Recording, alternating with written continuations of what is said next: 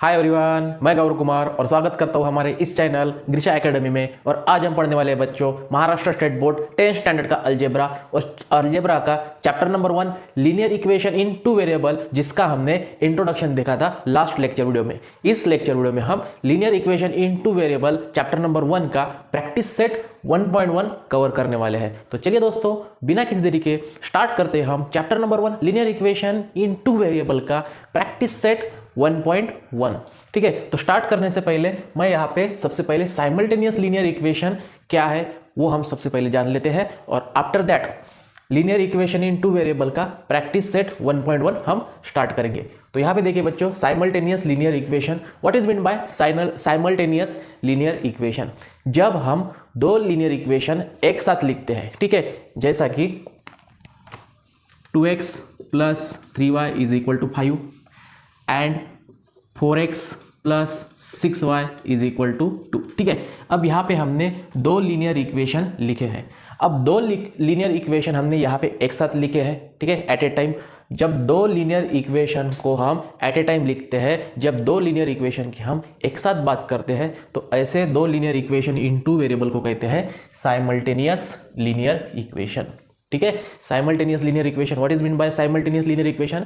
जब हम दो लीनियर इक्वेशन की जब बात करते हैं, जब दो लीनियर इक्वेशन को हम सॉल्व करते हैं, तो that linear equation are called simultaneous linear equation. ठीक है, अब इस साइमल्टेनियस लीनियर इक्वेशन के जरिए आपको यहाँ पे 4 पॉइंट दिए हुए हैं। Method of solving simultaneous equation, मतलब इस साइमल्टेनियस इक्वेशन को कैसे सॉल्व किया जाता है।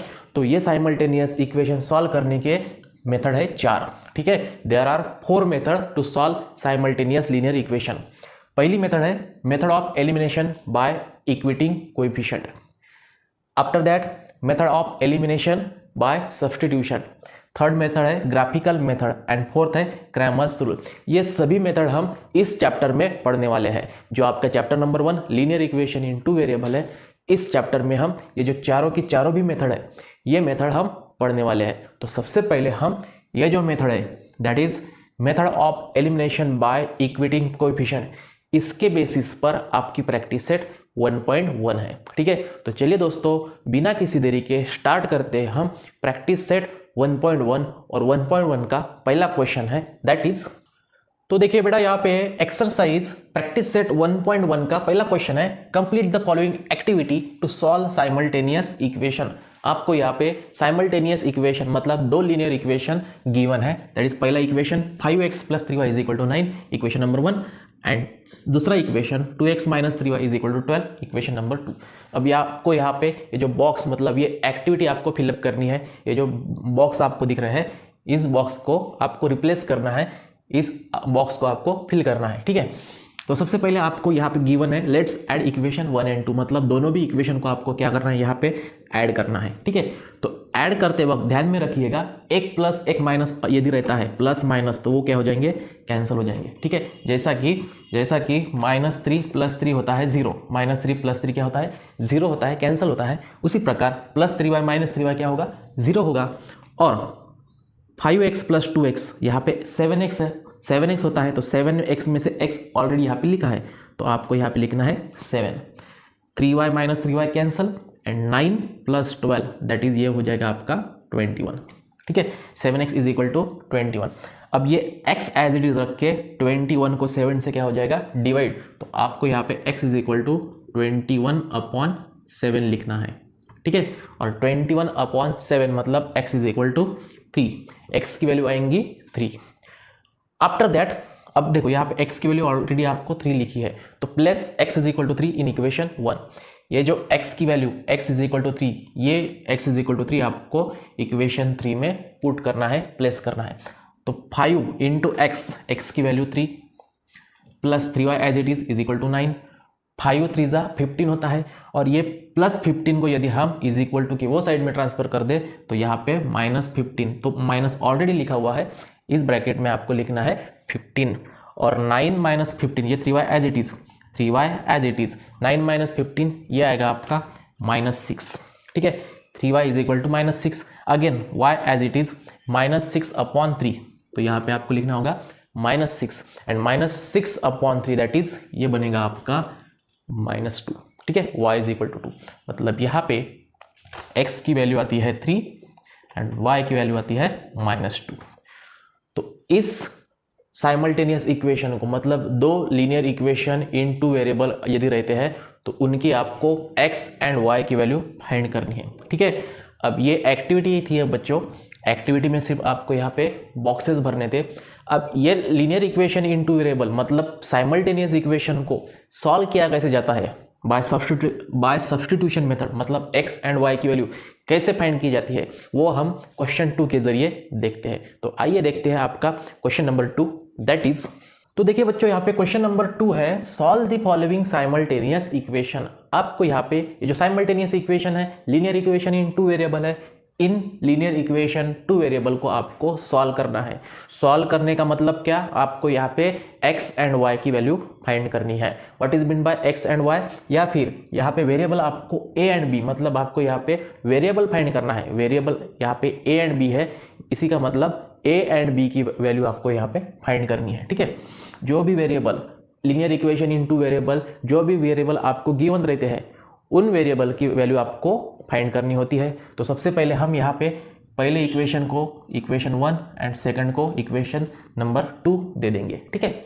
अब इनको आपको सॉल्व कैसे करना है, सबसे पहले आपको ये देखना है कि ऐसा कौन सा वेरिएबल है जिसके कोएफिशिएंट सेम है, ठीक है। What is mean by coefficient, जैसा कि 3a plus 5b is equal to 26, ये यदि इक्वेशन रहता है तो a का कोएफिशिएंट हो गया 3, b का कोएफिशिएंट हो गया 5 एंड 26 हो गया कांस्टेंट, ठीक है। तो a का कोएफिशिएंट 3 है, b का कोएफिशिएंट 5 है। तो आपको यहाँ पे ये देखना है कि दो लीनियर इक्वेशन जो आपको गिवन है उनमें से ऐसा कौन सा वेरिएबल है जिसके कोएफिशिएंट सेम है, ठीक है। तो यहाँ पे देखिए b के कोएफिशिएंट सेम है, ठीक है। वेरिएबल आपको जो b है उसके कोएफिशिएंट सेम है, ये होगी पहली बात। दूसरी बात आपको ये देखनी है कि दोनों भी, अब कोएफिशिएंट तो आपने देख लिया, उस कोएफिशिएंट के साइन आपको देखने हैं, ठीक है। जैसा कि यहाँ पे b का कोएफिशिएंट है 5, उसका साइन है प्लस, और इस b का कोएफिशिएंट है 5, उसका भी साइन है प्लस। और यदि दोनों भी कोएफिशिएंट जो है, दोनों भी वेरिएबल के कोएफिशिएंट जो है, दोनों भी यदि प्लस में रहते हैं, दोनों भी यदि प्लस में रहते हैं तो आपको करनी होगी सब्सट्रैक्शन। आपको क्या करनी होगी, सब्सट्रैक्शन। ध्यान में रखिएगा बच्चों, दोनों भी यदि प्लस रहते हैं तो आपको करनी होगी सब्ट्रैक्शन। और यदि एक प्लस और एक माइनस यदि रहा कोएफिशिएंट, यदि एक पॉजिटिव और एक निगेटिव रहा तो आपको करनी होगी एडिशन, ठीक है। सेम यदि रहे, दोनों भी साइन यदि सेम रहे, दोनों भी साइन सेम रहे तो एक तो सब्ट्रैक्शन कीजिए, या फिर दोनों भी साइन डिफरेंट रहे, एक प्लस एक माइनस, तो आपको करनी होगी एडिशन। ये दो बात आपको ध्यान में रखनी है, ठीक है। सबसे पहले मैंने कंडीशन क्या बोली कि वेरिएबल के कोएफिशिएंट, कोई भी एक वेरिएबल लीजिए, उस वेरिएबल के कोएफिशिएंट क्या करने हैं, आपको सेम करने हैं, सेम करने चाहिए, सेम होने चाहिए। सेम रहे तो ठीक, नहीं तो आपको कुछ एडजस्टमेंट करके, मतलब मल्टीप्लिकेशन करके आपको सबसे पहले कोएफिशिएंट जो है सेम कराने होंगे। आफ्टर दैट उसके आपको साइन देखने हैं, साइन यदि दोनों भी सेम रहे तो आपको करनी होगी सब्ट्रैक्शन, और यदि साइन डिफरेंट रहते हैं तो आपको करनी होगी एडिशन, ठीक है। तो यहाँ पे देखिए साइन जो है, इनके जो ये वेरिएबल जो है, वेरिएबल के कोएफिशिएंट दोनों के सेम है। अब सेम होने के बाद साइन जो है, मतलब यहाँ पे ये भी प्लस है और ये भी प्लस है, तो हम यहाँ पे लिखेंगे सब्सट्रैक्ट इक्वेशन 1 फ्रॉम 2, या फिर सब्ट्रैक्ट इक्वेशन 2 फ्रॉम 1। यहाँ पे आपको इक्वेशन 2 सब्ट्रैक्ट कर लेना है इक्वेशन 1 में से। तो इक्वेशन 1 है आपका 3a plus 5b is equal to 26, and equation 2 है a plus 5b is equal to 22। इनकी आपको कर लेनी है सब्ट्रैक्शन। तो सब्ट्रैक्शन करते वक्त जो नेक्स्ट या सेकंड लीनियर इक्वेशन है उसके साइन चेंज करने पड़ेंगे, मतलब ये प्लस है तो यहाँ पे माइनस हो गया, ये प्लस है तो यहाँ पे माइनस, और ये प्लस है तो यहाँ पे भी माइनस का साइन देख के प्लस 3a माइनस a, मतलब ये हो गया 2a, ठीक है। 3a में से a माइनस किया, यहाँ पे कुछ नहीं, मतलब 1 रहता है, तो 3 में से 1 गया 2a, ठीक है। यहाँ पे प्लस बी और माइनस बी ये हो जाएंगे कैंसल, बिकॉज प्लस माइनस हमेशा होता है 0। एंड 26 माइनस 22 ये बन जाएगा आपका 4। 26 में से 22 गए तो 4 रह जाएंगे। That is a is equal to, अब ये 2 यहाँ पे मल्टीप्लीकेशन में है, 2 को हमने ट्रांसफर कर दिया तो वो हो जाएगा 4 को डिवाइड। तो आपको यहाँ पे लिखना होगा a is equal to 4 divided by 2 means 2। यहाँ पे a की वैल्यू आपको मिल चुकी है, आपको एक वेरिएबल दैट इज a की वैल्यू आपको मिल गई है। ठीक है, अब आपको क्या करना है, ये जो वैल्यू है दैट इज a की वैल्यू 2, 2 इक्वेशन है आपके पास, 2 इक्वेशन में से कोई भी एक इक्वेशन में a की वैल्यू सब्स्टिट्यूट कर दीजिए। मैं यहाँ पे लिखता हूँ put a is equal to 2 in equation 1। ठीक है, मैं a की वैल्यू जो है 2, वो 2 वैल्यू मैं इक्वेशन 1 में क्या करूंगा, सब्स्टिट्यूट करूंगा। तो देखिए 3a की वैल्यू 2 है, that is 3 into 2 plus 5b is equal to 26। ठीक है, इक्वेशन 1 में a की वैल्यू हमने 2 सब्स्टिट्यूट कर दी। अब 3 2 6 होता है, plus 5b is equal to 26। 5b as it is लिख के 26 प्लस 6 को हमने इधर लिखा -6, that is 5b is equal to 20, 26 minus 6 that is 20, b is equal to 20 upon 5, b is equal to 4, b is equal to 4। मतलब आपको यहाँ पे a की वैल्यू 2 मिल गई, b की वैल्यू 4 मिल गई। इसका मतलब ये हो गया कि a is equal to 2 and b is equal to 4 are the solution of given linear equation in 2 variable. ठीक है, ये हो गया इस लीनियर इक्वेशन, या फिर आप ऐसा भी कह सकते हैं ये हो गया इस साइमल्टेनियस इक्वेशन का solution, that is a is equal to 2 and b is equal to 4। तो इस प्रकार बच्चों हमने क्वेश्चन नंबर 2 का यहाँ पे पहला एग्जाम्पल सॉल्व करके दिया है। उम्मीद करता हूँ आपको ये एग्जाम्पल अच्छी तरह समझ में आया होगा। आपकी कंसेप्ट और अच्छी करने के लिए देखते हैं हम नेक्स्ट एग्जाम्पल। तो देखिए बेटा, यहाँ पे example number 2, x plus 7y is equal to 10 and 3x minus 2y is equal to 7। इन साइमल्टेनियस इक्वेशन को आपको करना है सॉल्व। ठीक है, तो सॉल्व करने के लिए सबसे पहले हम इक्वेशन 1 दे देंगे। ठीक है, लीनियर इक्वेशन इन 2 वेरिएबल को इक्वेशन नंबर 1 एंड दूसरा इक्वेशन जो है उसे इक्वेशन नंबर 2 दे देंगे। ठीक है, अब आपको यहाँ पे देखना है कि आपके पास वेरिएबल है 2, variables are x and y। Variable आपके पास है x एंड y। इन 2 वेरिएबल के आपको कोएफिशिएंट देखने हैं।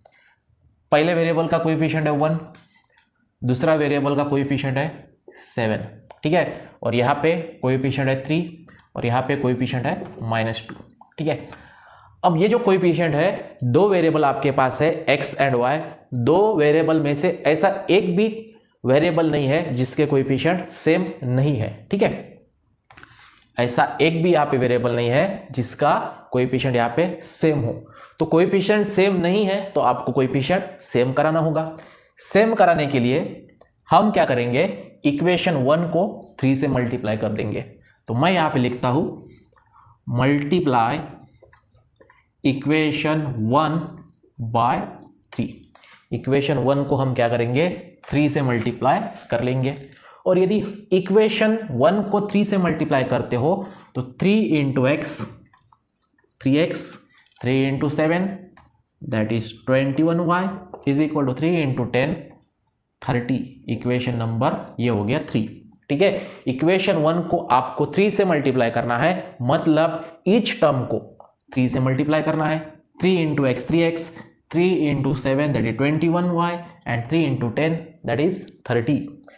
अब यहाँ पे देखिए, यदि आप इक्वेशन 2 एंड इक्वेशन 3 को कंपेयर करते हो तो coefficient of x are same.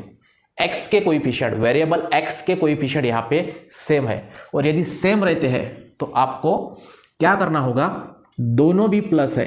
Coefficient x का कोएफिशिएंट जो है दोनों भी +3 है। और यदि दोनों भी +3 रहते हैं तो आपको करनी होगी यहाँ पे सब्ट्रैक्शन। तो मैं यहाँ पे लिखता हूँ सब्ट्रैक्ट इक्वेशन 3 फ्रॉम इक्वेशन 2।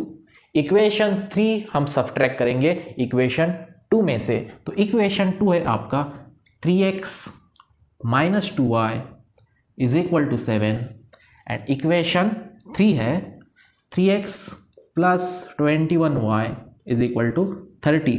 इनकी आपको कर लेनी है सब्ट्रैक्शन।